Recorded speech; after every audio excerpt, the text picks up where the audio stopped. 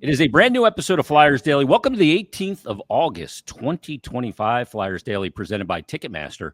Make more memories live. I don't remember a mid-August Mondays with Meltzer discussion where I had quite so many things to write down and discuss with our Monday guest. He joins us from PhiladelphiaFlyers.com, NHL.com, and HockeyHotStove.com. It is Bill Meltzer. Bill, how is Flyers alumni camp?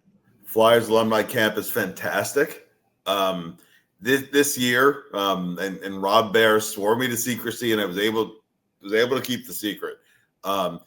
This year, each of the four teams, they did exact replicas of the uniforms that the Quebec Aces, that the Richmond Robins, that the original Maine Mariners, and the Philadelphia version of the Femmes, the purple jerseys, all wore. And we all got T-shirts too. And I mean, everyone went crazy for them. I mean, they're fantastic. So that was a great touch. It was hard to keep it a secret, but everybody loves that piece of it. And yeah, I mean, fantasy camp is always a great thing. And it's always cool to see. We see from the other side. And I'll say yesterday we did a tour of the Flyers training center, and what was really cool about it was, as media people, we see the media room, we see the press conference area, we see the locker room, but where we went was literally all access. It was Patrick Sharp and Danny took us all around. So we saw places that are players only areas that are off limits, even the coaches. The dressing room where they get changed out of their clothes. They have to change, yeah. And there's also a kitchen in there too, where I mean, and it's just for the players and their families. Coaches lounge area in there, and it's off the charts, isn't it? Yeah, the coaches' offices where I mean, if one of the coaches is wants to be one of the front office guys, they go upstairs where the front office guys are. So we kind of saw where everybody's domains are. Danny showed us some things that are kind of tricks of the trade that he uses on a day in and day out basis, because people sometimes wonder what a GM really does day in and day out. So it was just tremendous. And we had dinner on the where they're putting the third rink, which is not quite ready yet. They had a veneer. I mean, but look like we were on the ice, but it was it was really flooring. So we had a barbecue dinner, on the third rink, and it was just fantastic. I mean, those guys outdid themselves this year, really.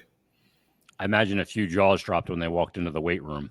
I mean, yeah. Well, it's funny, and I'll share this. We walked in the area where they have all the treatment areas, the tubs, basically jacuzzis that they're in a row. And Bill Clement was saying, like, Clarkey would not have liked this. Yeah. But just a whole different era, But you see actually, what an NHL lifestyle is like on a day in and day out basis. Because even like the Phantoms have really good facilities for an American League team, but at the NHL level, it's a whole other level. It's a recruiting device. For sure. And when other teams come in too, I mean, they don't see some of these areas, but they see enough to know, well, we don't have that. We don't have that wherever they are. So didn't Talk say that about a practice rink? Yeah. Because Vancouver didn't have one. They didn't, they didn't have one. And the workout room, which has anything you might want to have, the shooting room. There's a dedicated shooting room in there too. Yeah. And find some goalie gloves in there too. The goalie's working on shooting. It was really cool seeing, some of the players' equipment in there. Because you have a sense like seeing and we see it, I guess, from media side in the locker room, but like Travis Sanheim's stick, you get a sense of how tall he is. But he uses like really little gloves though. Yeah. Yeah. What's that feel? Exactly.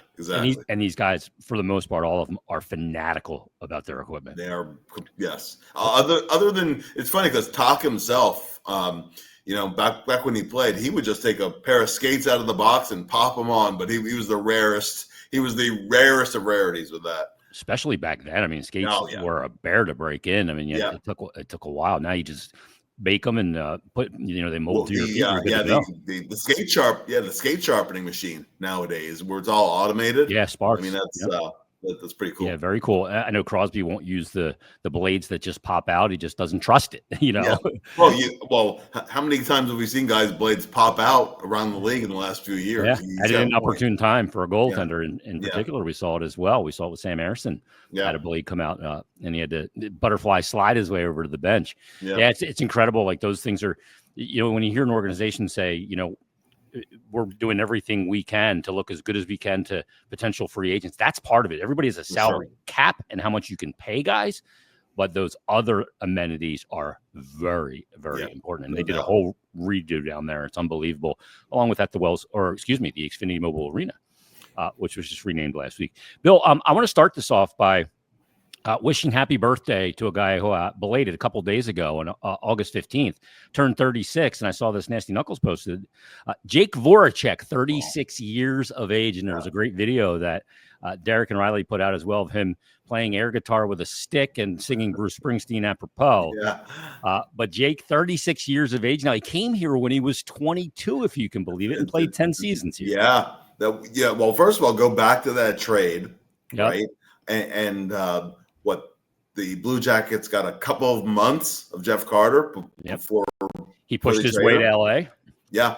So Flyers got Jake.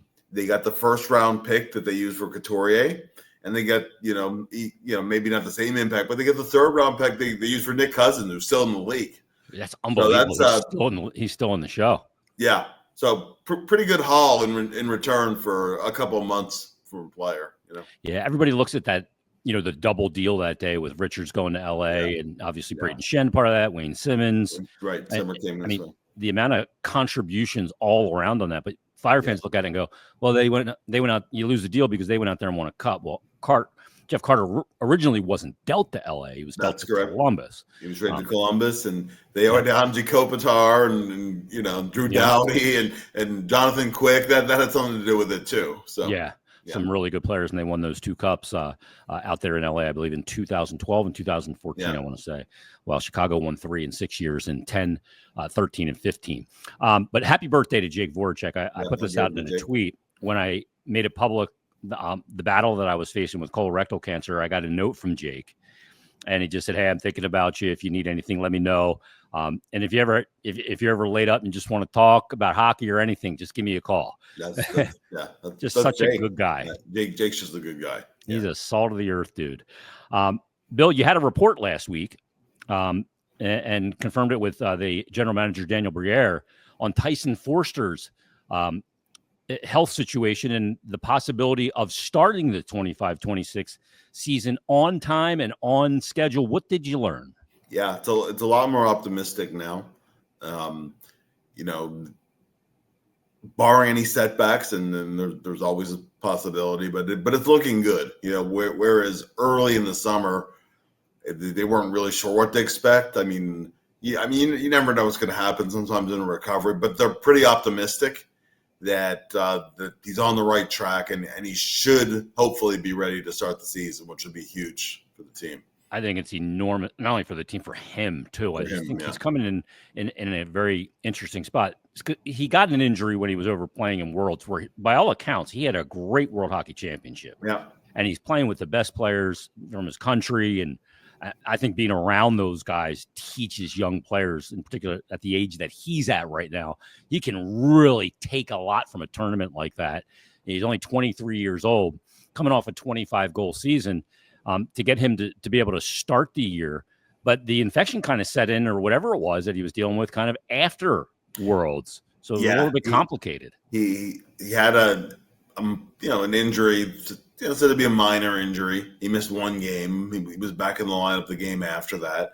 But then, what happened was an infection set in, and there was a long time they couldn't even get a good image on there. Inflammation. They had to clean it out. Yeah, they had to clean it out. So. That's also why it's hard to say 100%, But but it certainly is looking optimistic, and they think the chances are good that he should be ready for the season. So.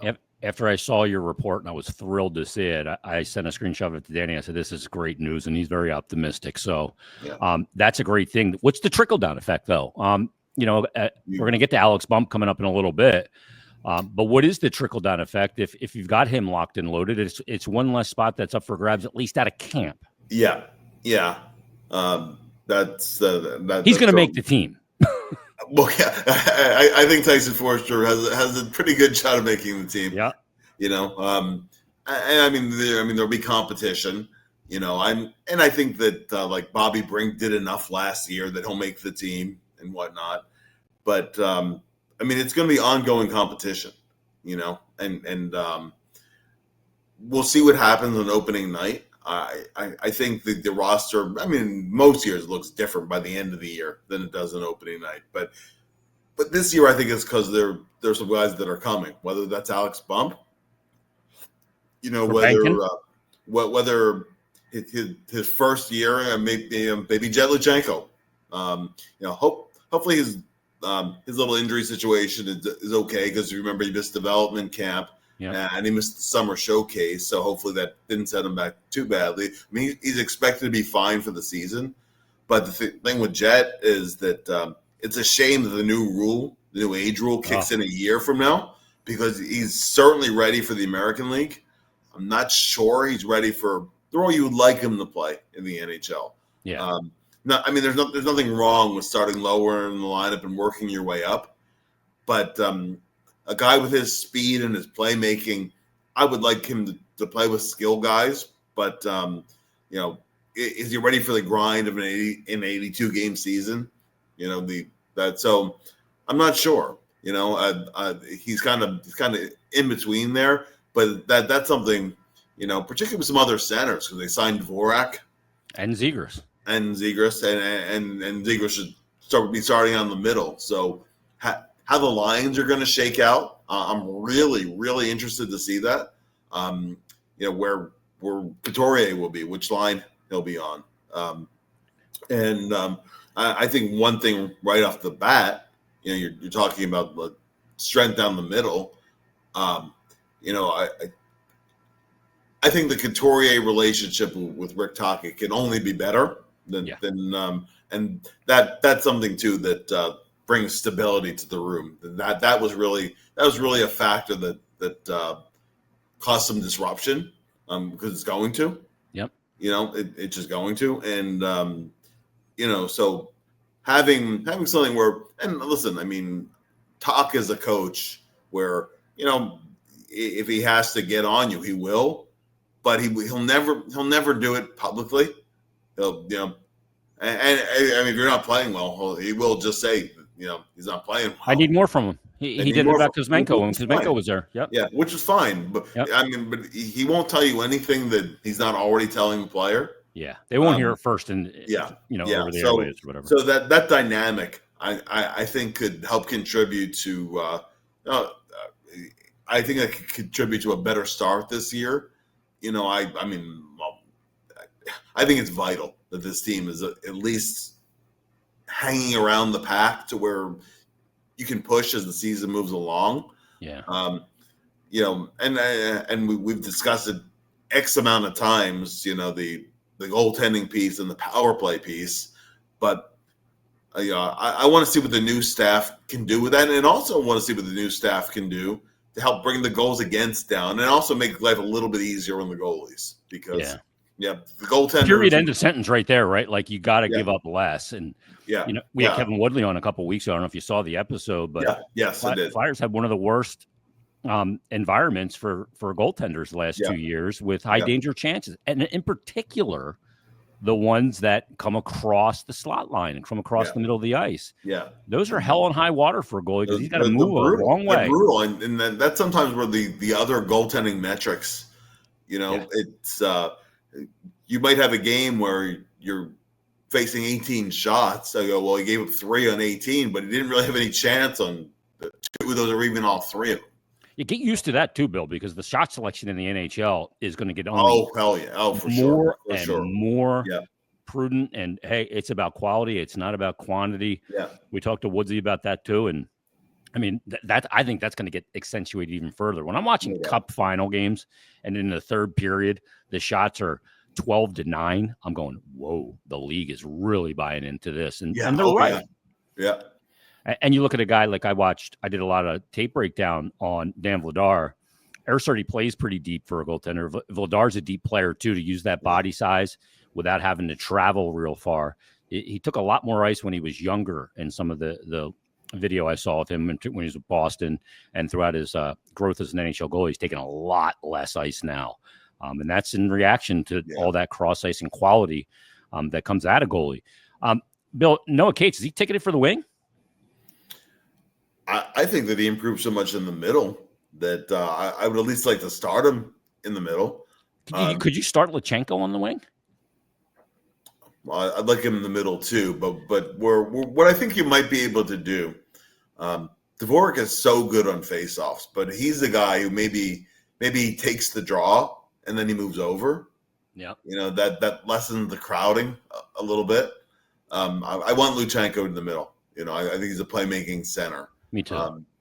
So I think he drives the middle of the ice extremely well. Yeah, no, he absolutely does. So I'm really curious to see how all that'll play, because someone's going to have to move.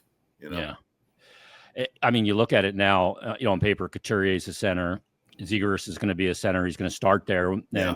I hope he stays there. I hope he just succeeds and does what he needs to do in all three zones, and it puts points up offensively and does the right things defensively to not even have it be a question whether you need to move him to the wing. That'd be the dream scenario. Dvorak, I think, in any situation where you have an injury in the middle, he can obviously move off the wing to there. And to your point, he can take, I mean, a defenseman, Ray Bourque used to take faceoffs. He was pretty good in the faceoff circle. So you can use him and deploy him on draws on his strong side. I like Cates in the middle too, but I just want to make sure his usage gets enough. And I do want to see a little more offense out of him. So I brought this up last week. Yeah. I brought up these five players. I call them the development five.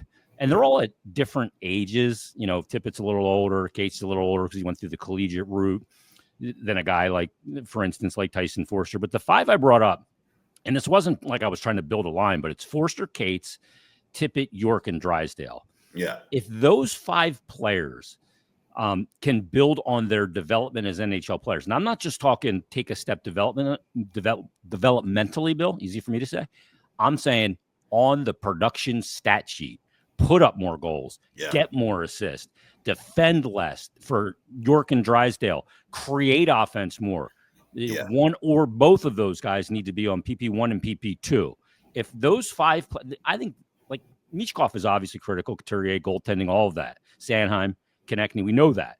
But those five players, they could be the swing to this team possibly being a playoff team and not being anywhere near it. Yeah. There's another level on all those guys. Want to see it over a whole season here. Certainly Foerster finished the year on a tear. Started slow and then really came on as it went along. Been a slow starter 2 years in a row too. 2 years in a row, yeah. So I'd like to see him get out of the gates faster. Really important, I think, for Owen Tippett, because he did not have a very good second half last year. It was an injury part of it too, but I mean, the thing with Tip is that, and we all know he has the ability to be a guy who scores 32, 33, 35 goals, but he hasn't hit 30 yet. And this is where you're saying the bottom line, the numbers have to start being there for him. And because he'll have those runs, Jason, where dominant. He'll have 7 goals in 9 games, but then he can't go 15 with 1. Yeah. Right. So just have those, all scorers are going to run hot and cold, but just shorten those. That's something I really want to see for Tippett. I think Toc will be a really good coach for him. I think Toc's going to be on a plan to just figure out how to tell him how good he is. Yeah. And the power game. And the two defensemen. to me, York has, he has the pedigree of being a power play defenseman, but he hasn't. The last couple of years, he hasn't really got much chance to play there. Yeah. I'd like to, and maybe you give him the opportunity. He doesn't run with it, and fine. It's like you figure out Plan B, but I would like at least like to see him try it, right? Yeah, I'd like to see him go with it right out of the gate. And Drysdale, the way he can skate, with where he was drafted, lateral movement. He has to be an offensive defenseman. I mean, offensive defenseman, not just in theory, but on the stat sheet, he has to be. Yeah, he's got a lot of that Shane Gostisbehere, the way he can walk a line, and the lateral movement. Like Ghost was so good at that. Like, I mean, I think that was one of Ghost's greatest skill sets. Yeah. Was that ability, like a shortstop, to get over there, keep pucks, and do those things. He was very active, never static on a power play. He's always moving, which I think is important too. Those 5 players, I think, mean a ton. And I think for all those 5, a fast start. Are all 5 going to get off to a fast start? Probably not. No. But I mean, look at Cates last year. The chemistry he develops with Foerster and Brink, and the guy I didn't bring up in that 5, Bill, is Bobby Brink. Yeah. And, for all the conversation, Foerster gets the big extension. We know Tippet's deal, the 8-year deal. Cates gets that contract done. York gets done. Drysdale is still it's coming, presumably. But the one guy we don't talk about a whole heck of a lot these days is Bobby Brink. We talk more about Bump than we do Brink. Where does Bobby Brink fit in with this team? Well, I think the messenger will help him too. No doubt. I mean, he definitely improved a lot as an NHL player on the checking side. I mean, he heard that out the ear, where you just don't play, at an NHL level as a checker, and he really took that to heart. He really worked on it. But why did the Flyers draft Bobby Brink? When you're drafting that smallish forward who's known as a playmaking type and whatever, he's another guy where the production has to actually match the talent level a little bit closer. And we talked about the size factor. Now I thought it was interesting in the off season where I was a little surprised when they didn't qualify Peltier, but when they didn't qualify him, that really meant, okay, Brink's job is pretty secure going into the season, but he has to maintain it. And even when that line was really playing well, it felt still like weren't producing though. I was gonna say, I was gonna say. So the numbers have to match the eye test, I think, a little bit. I agree.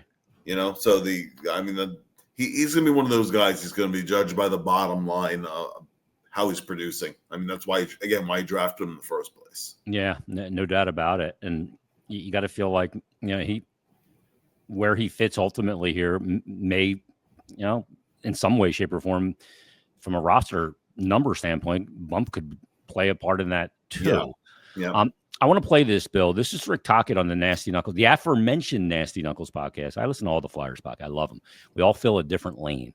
And the Nasty Knuckles guys, Derek and Riley, do a great job. And they had Rick Tocchet on for a sit down at the Nasty Knuckles studio. I've sat in that chair at the Nasty Knuckles studio. It's a great time with those guys. But I want to get your thoughts on what Rick Tocchet had to say about Alex Bump. Here's Rick Tocchet. He said, keep an eye on this guy. So I watched him and really impressed. You hate that nobody's guaranteed jobs, but I'd like to see him push people for a job. He was doing stuff, and it's a great question because I was watching him in camp. I love when you tell players. It's not that I told him. He was taking the puck to the middle off the rush. Like he somehow he got himself in a scoring position. Oh, it locked up on me a little bit. Oh, keep playing. Oh, no. All right. Well, Toc went on to say, figures technology just taking an absolute crapper on me. Toc went on to say that, he's a player to watch, and he's a player that he's going to be looking at, and he's going to have an opportunity for Alex Bump. Toc mentioned there he loved the way that the player off the rush took the puck to the middle of the ice. I will tell you, in today's NHL, Bill, I've been watching a ton of video lately. In today's NHL, if you can keep teams outside the dots, not just in the offensive zone, all three zones. You defend them outside the dots. In the neutral zone, you don't let them attack you in the middle of the ice because ultimately they're going to have to chip and chase if you got them outside the dots coming through the neutral zone. Right. And obviously in the offensive zone, if you can keep them outside, then you're in a great situation. Having guys that can attack the middle. Like I thought we've talked about it when we watch him bump play in the Frozen Four. I just loved how he always migrated to good ice in the middle. Yeah. We know Michkov attacks the middle. Konechny attacks the middle. If Alex Bump's going to come in and attack the middle, sign me up for that. I need guys that attack the middle of the ice. That is where games are going to be won and lost. Yeah, and that's what he did in the playoff series against Wilkes-Barre Scranton. I thought in that series against Hershey, they actually did a pretty good job of pushing him a little bit more to the outside, and he was noticeably less effective.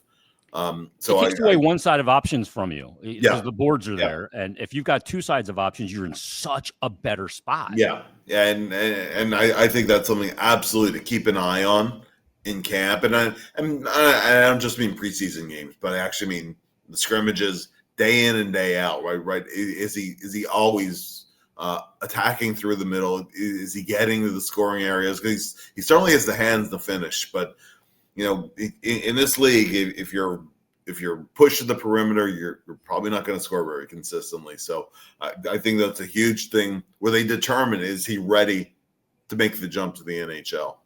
Yeah, and I just don't think we're going to see shots from the perimeter hoping to hit a maze of bodies in front. With the shot quality thing, I think anything that's going to the goalie is going to happen inside the dots in the offensive zone, and preferably not much lower than the top of or not much higher than the top of the circles. Like, you really want to get to the house and get traffic there in this NHL today. I mean, you watch Florida. When they came through the neutral, they would transition you off the neutral zone, and they wouldn't ever pivot to the outside. They always migrated to the middle of the ice. And I thought that Edmonton was kind of like, huh? And then the way they defended Edmonton was they just steered them to the boards. And you got guys like Draisaitl, McDavid having to chip and chase. They really did. They just angled them. That's why they contain even McDavid. That was a clinic. I mean, that's why they ended up taking over and obviously winning the series. Yeah, when you can angle guys to the boards where they run out of real estate, doesn't matter how fast you are, because you can angle them. I wanted to ask you this question. We mentioned Owen Tippett, and we've talked about it ad nauseum. When it comes to Tip, that this is a very important year for him. He's going to be 27. He's got the big contract and the commitment, the 8-year deal. And I wrote this down a couple of weeks ago when I was just preparing a little bit. And I said, who is going to be that guy on Flyers Twitter that catches all the flack? The whipping boy, right? We've seen guys over the years. Whether it was Andrew McDonald, Risto was that guy for a little bit. We've seen guys over the years. I said, who is going to be that guy? And how can Owen Tippett ensure it's not him? You know what I mean? And it's going to be a fast start. Yeah. Oh, for sure. And I would say Drysdale being the other one too. Yeah. Absolutely agree. In every market, particularly in Philly, offensive kind of defensemen, and especially they're not producing, they tend to take a bit of a beating sometimes. So I think it's really important that not just plays consistently, but stays healthy too, because Drysdale's had so many injury issues. But and because of the deal what they gave up for him. You give up Cutter Gauthier. You give up Gauthier. Exactly. So I he might end up being that guy if he doesn't get off to a quick start, or as a couple, we've talked about plus minus here, but he has a couple -3 games. Yeah. Then all of a sudden maybe he's feeling some heat. So I think it's really important that he kind of hits the ground running in his second full year with the team. Yeah, it's why, again, just giving up less goals and being better defensively for the goaltending. And, him, if he catches a -4 early in the year, you'll wonder what kind of mental effect. He had a moment last year in January with that game against Anaheim, and the stadium's chanting Jamie's better, and great night for him and a great night. What an atmosphere that was. We're looking to duplicate that a lot. But we'll see. And Tippett carries the big contract, so you get a target. Yeah. You're paid to score more than 30. He has to. I mean, when you have a guy who can skate like he does at his size, who creates so many of his own scoring chances, but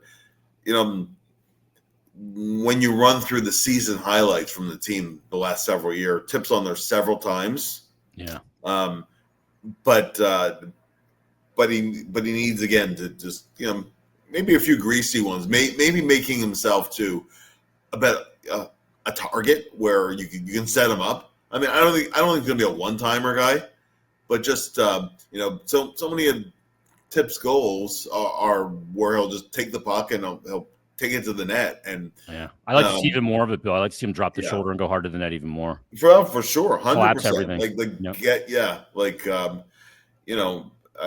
I'm not a selfish player. Nope. I mean, to a fault. And any of those things. No, exactly. So, it's all there, but he has to put it together. And again, it has to be for a whole year. It can't be for 8 games here, 9 games there, and then you wonder where he went for a few weeks. Yeah, I'll be interested. I mean, I feel like one of the things that did not come out of last year, other than the aforementioned line of, and we'll see if they even go to it again this year with Foerster, Cates, and Brink. Yeah. I feel like we still didn't come up with pairs offensively, a player that fits with this player, like a winger with a center. I don't know who Owen Tippet should be playing with from a center position standpoint. I know everybody's like lusting for, they got to put Zegras, Konechny, and Mishkov together. Well, there's only one puck on the ice, and those guys want it. Yeah, there's only one puck on the ice, and who's back checking on that line? Not that those, someone has to be the last one out of the D zone, the first one back. Yeah, I'm all for putting all those guys on the power play. Yeah. Power play is a whole other story. I just don't think it makes sense. But as a 5-on-5 line, it makes me a little bit nervous, to be honest. Yeah, and again, like all 3 of those guys are high-end skilled players with the puck, and unless they're going to drop 2 or 3 pucks on the ice, which I don't think they're going to do, we will maybe spread them out a little bit.